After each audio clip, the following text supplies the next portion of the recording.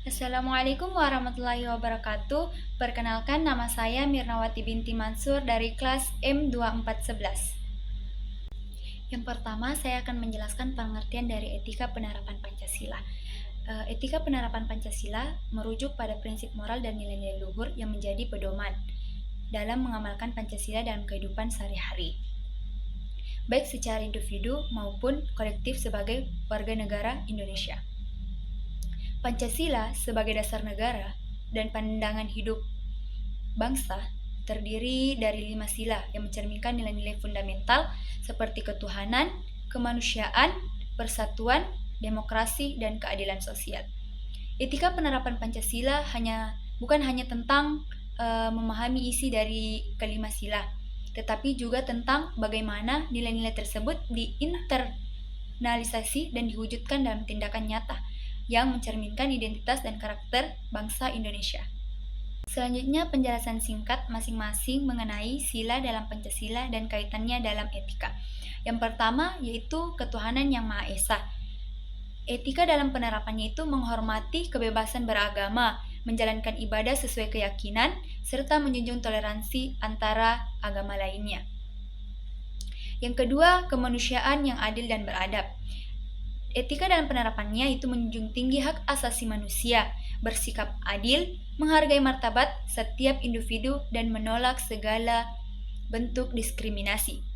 Yang ketiga, persatuan Indonesia. Etika dalam penerapannya adalah mengedepankan semangat kebangsaan, menghargai keberagamaan, serta menjaga kesatuan dan persatuan dalam kehidupan bermasyarakat. Yang keempat, kerakyatan yang dipimpin oleh hikmat kebijaksanaan dalam permusyawaratan perwakilan. Etika dalam penerapannya adalah mengutamakan musyawarah untuk mufakat, menghargai pendapat orang lain, dan menjunjung prinsip demokrasi dalam pengambilan keputusan. Yang kelima, keadilan sosial bagi seluruh rakyat Indonesia. Etika dalam penerapannya itu berperilaku adil, peduli terhadap kesejahteraan bersama, serta berupaya mengurangi kesenjangan sosial dan ekonomi di masyarakat. Dari 5 Pancasila, saya memilih 2 sila, yaitu sila pertama dan sila kedua. Sila pertama yaitu ketuhanan yang Maha Esa. Nah, dari situ kita dapat menerapkan etika kita, yaitu walaupun kita berbeda agama, berbeda suku, kita harus tetap menghormati agama orang lain, ataupun sebaliknya, orang lain juga harus menghormati agama kita. Jadi kita saling melengkapi. Nah, dari sila kedua yaitu kemanusiaan yang adil dan beradab, kita dapat menerapkan etika. Kita harus memiliki etika yang baik. Kita harus memiliki adab yang baik. Kita sebagai anak muda, remaja yang lebih muda, kita harus menghormati yang lebih tua. Misal, ketika kita lagi jalan ketemu yang lagi tua, atau ketemu dengan dosen, dengan guru kita, dengan orang tua kita, ya kita harus saling mereka mengucapkan salam agar kita terlihat, oh, anak ini memiliki adab yang baik, etika yang baik.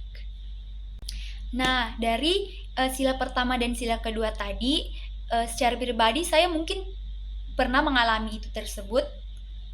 Mungkin dari sila pertama saya pernah mengalami, saya 3 berteman dan 1 bukan Islam, dan saya sendiri Islam dan teman saya Islam. Nah, teman saya ini yang Islam itu tidak mau berteman sama yang bukan Islam, karena kata dia itu, kan kita tidak seagama, kenapa harus kita berteman sama seagama? Nah, prinsip saya itu kita harus menerapkan etika Pancasila, ketuhanan yang Maha Esa. Kita harus menghormati walaupun kita beda agama, beda suku. Kita harus saling melengkapi, saling menghormati sesama. Nah, jadi hambatan saya itu yang pertama, saya berada di tengah-tengah pihak. Saya harus membela dia atau membela dia, tapi sebenarnya saya tidak membela siapapun. Saya mendengar pihak yang pertama sama pihak kedua. Nah, saya coba bicara sebaik-baiknya dengan teman saya yang Islam, bahwa kita berteman itu tidak harus seagama, tidak harus sama suku, tapi kita harus juga berteman sama yang beda agama, beda suku, biar kita saling menghormati satu sama lain. Selanjutnya sila kedua, kemanusiaan yang adil dan beradab. Saya pernah mengalami, saya punya teman satu, yaitu ketika dia ingin keluar, ingin jalan sama temannya, tapi orang tuanya larang. Terus dia marah-marah dengan orang tuanya, kayak melakukan hal yang tidak baik pada orang tuanya, misal berkata kasar begitu. Dia mengatakan yang tidak baik pada orang tuanya. Nah, saya sendiri itu hambatan yang saya hadapi itu bagaimana saya harus menegur teman saya. Kan saya sebagai temannya. Satu sisi saya berpikir takut berpikir bahwa kok kamu masuk campur gitu. Kan ini bukan urusan kamu, kenapa harus diurusin? Tapi saya sebagai temannya ajak ketemu dan saya bicara baik-baik bahwa kita tidak bisa seperti itu pada orang tua kita. Mungkin mereka melarang ini, mereka melarang itu, ada yang baik buat kita ke depannya. Mungkin mereka larang ke situ, mungkin ada sesuatu yang tidak baik di tempat itu. Jadi itulah hambatan yang saya hadapi. Selanjutnya aksi saya untuk kedepannya, untuk remaja kedepannya atau anak muda kedepannya atau masyarakat sekeliling agar dapat menerapkan etika Pancasila, yaitu saya coba membuat poster dan saya mempromosikan kepada anak-anak zaman sekarang, remaja, anak muda zaman sekarang, bahwa pentingnya etika penerapan Pancasila untuk masa sekarang.